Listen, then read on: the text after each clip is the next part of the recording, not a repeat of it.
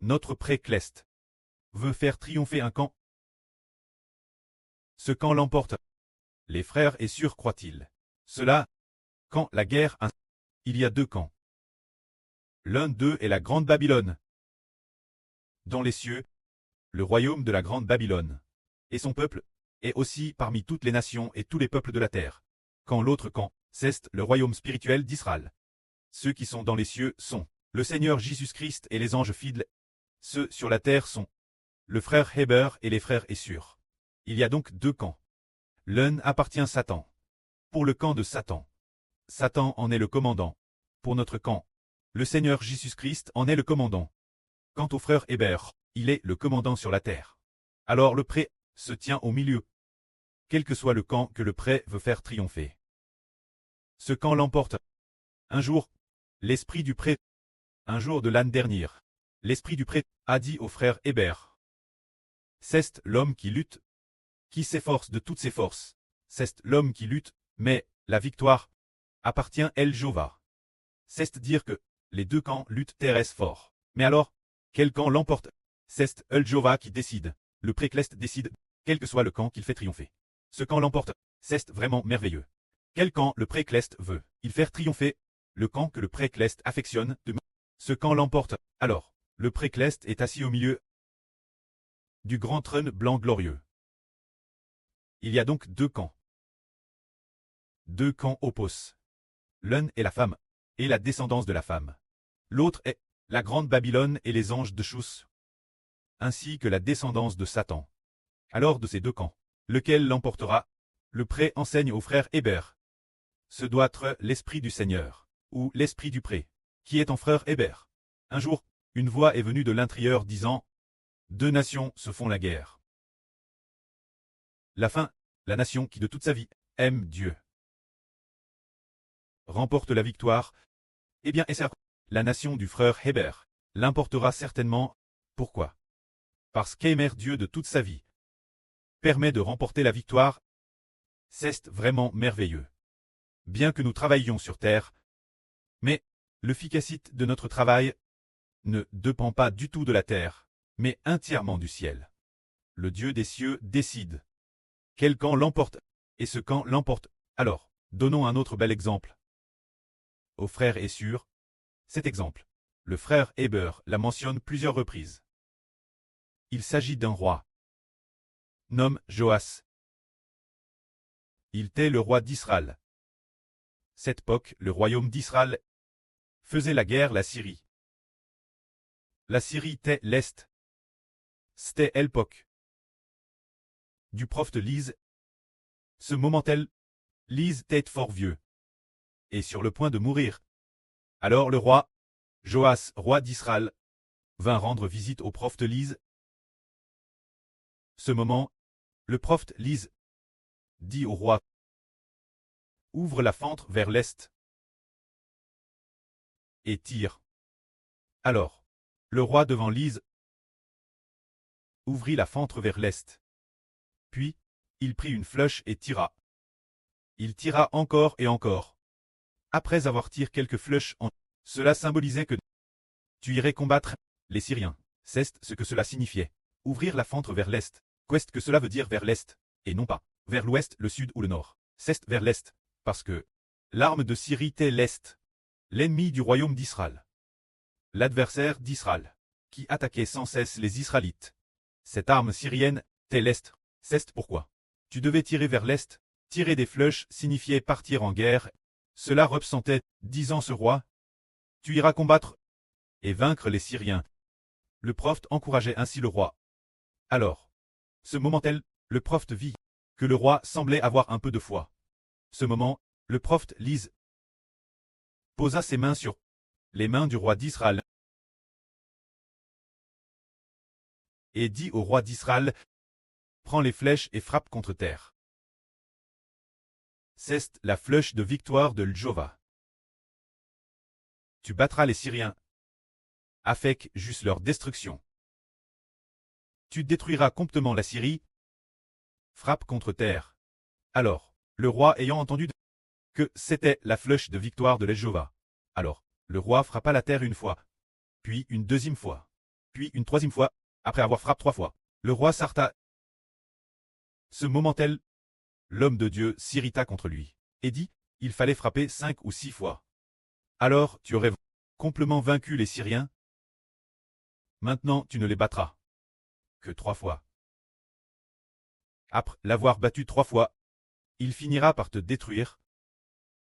C'était pour dire ce roi qu'il fallait frapper 5 ou 6 fois pour obtenir la victoire. Aujourd'hui, nous disons que ce prophète Lise, en parlant ainsi, disait que ce roi pourrait battre les Syriens 3 fois. Mais, après ces 3 fois, il serait plus détruit par les Syriens, ce qui signifie que le royaume d'Israël serait finalement vaincu par les Syriens. Par la suite, cela s'est effectivement rallié. Pour quelle raison? Parce que ce roi n'avait pas foi en El Jova. Ce roi était un roi idolâtre. Bien qu'il ait été roi d'Israël et un descendant d'Abraham, c'est d'être roi, mais en le Dieu d'Israël. Il n'avait pas de foi, c'est pourquoi sa foi n'était que la foi de 3 flèches. Alors Dieu l'a fait vaincre 3 fois. Ainsi, il n'a pas atteint la victoire totale. Ainsi, au contraire, il a été vaincu par Aram. Et aujourd'hui, le frère Ashbert parle de cela. C'est se dire que notre nation spirituelle d'Israël doit vaincre. La puissance de la victoire est dans les cieux, pas dans la NTR, mais la puissance du Dieu céleste. Il veut donner la victoire Israël, la donner ceux qui ont la foi. Tant que nous avons la foi, si nous ne tirons pas 3 flèches, mais 30 flèches, alors le précleste dira d'accord. Sa foi en moi, en ma flèche de victoire de l'Jova. Car cette peu est appelle la flèche de victoire de l'Jova. Dites la flèche de victoire de l'Jova. Alors il a foi dans le nom de Jova. Arrivons tirer, non pas 3 fois, mais 30 fois. Voire 300 fois. Alors, l'ennemi sera complètement détruit. Cette force ne nous appartient pas. La force est dans le précleste et le Seigneur. Alors qu'en est-il de notre foi? Elle doit résider en nous. Nous devons agir par la foi. Nous devons faire des efforts. On pouvait. Le pré verra. Notre foi, sa foi, a digé atteint la foi de 300 flèches. Ce n'est plus la foi de 3 flèches. C'est atteindre une foi 100 fois supérieure, celle de ce roi d'Israël. Alors nous serons plus que vainqueurs. C'est ce qui nous dit que notre force ne nous appartient pas. Elle vient de celui qui est assis sur le grand trône blanc. Jova, le Dieu d'Israël. Alors, cette Jova, le Dieu d'Israël, il dit que sa force, d'où vient-elle? Elle vient du nom de Jésus-Christ. Elle vient du nom du Seigneur Jésus-Christ. Le nom de notre Seigneur Jésus-Christ, c'est Lova, qui nous donne la flèche acre de la victoire. Nous avons foi dans le nom du Seigneur Jésus-Christ. Nos chansons, ensuite, peut-être dans un demi-mois, devraient être terminées. Et après ce demi-mois, une fois ces chansons de proclamation prêtes, il y aura beaucoup de chansons. Certaines chantent en proclamant le nom de Jésus-Christ.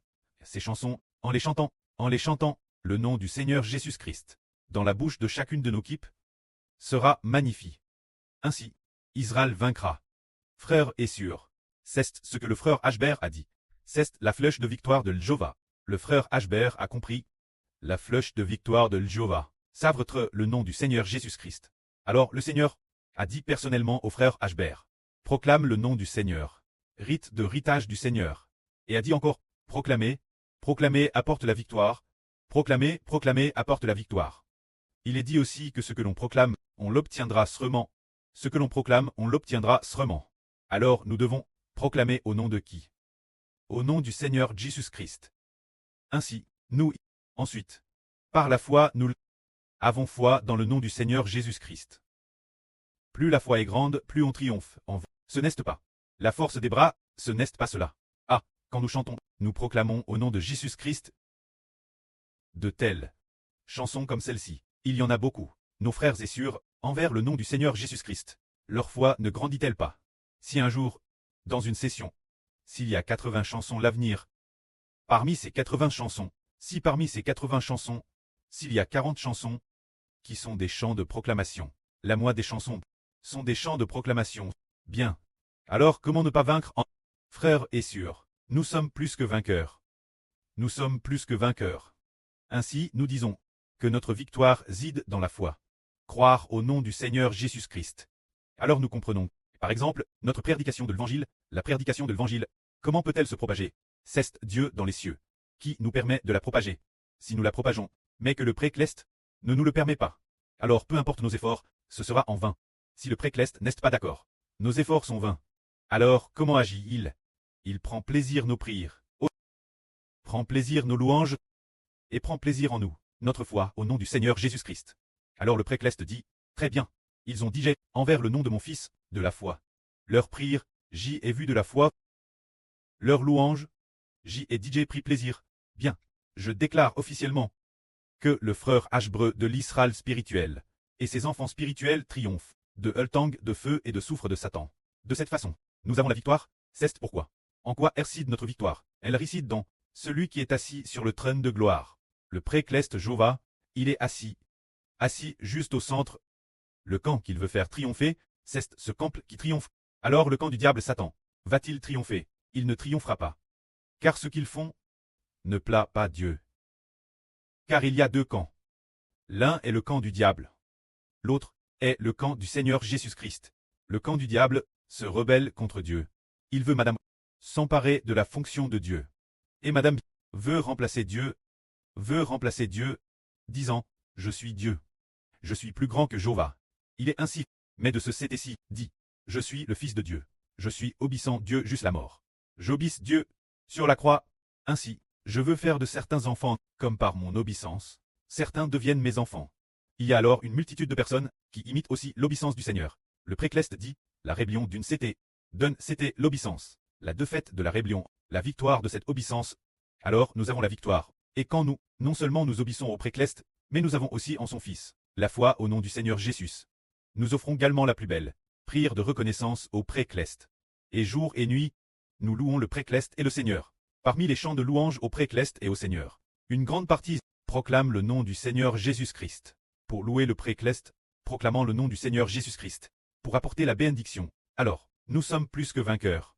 C'est cela qui nous fait comprendre qu'en réalité la victoire ne dépend pas de nos efforts, ne dépend pas de notre propre combat pour vaincre, car, au début de cette année, vers le mois de février il me semble, une voix a dit Ashbert, venant de l'Esprit, disant, le prêt et le Seigneur Jésus-Christ ont combattu pour nous.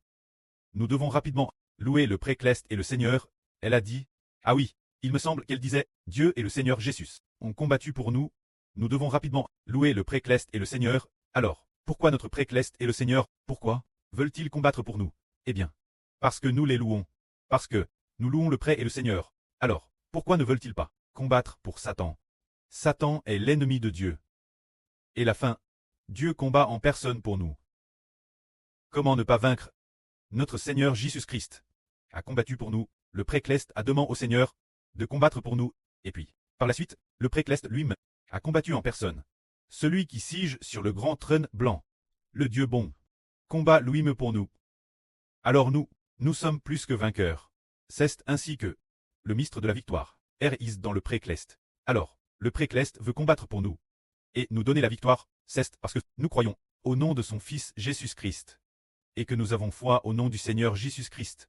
Nous devons au nom du Seigneur Jésus-Christ louer El Jova, afin que le pré-Jova, par le nom du Seigneur Jésus-Christ, soit glorifié. Ainsi, non seulement notre Seigneur veut combattre pour nous, mais Madame le précleste El Jova se tient également de notre CT. Alors nous sommes plus que vainqueurs. Autrement, frère Heber et les frères Essur, un temps que quelques dizaines de frères Essur, comment pourrions-nous remporter la victoire si l'on compte selon les hommes, selon le nombre de personnes, nous ne serions pas vainqueurs. Mais, selon le cœur qui aime le précleste, le cœur qui aime le Seigneur, et sous l'angle de la louange au précleste, de chanter les louanges du précleste. Si l'on regarde cela, et aussi sous l'angle de la prière, si l'on regarde cela, nous sommes plus que vainqueurs. Alors nous avons la victoire. Que la gloire soit rendue au prêt et au Seigneur. Amen.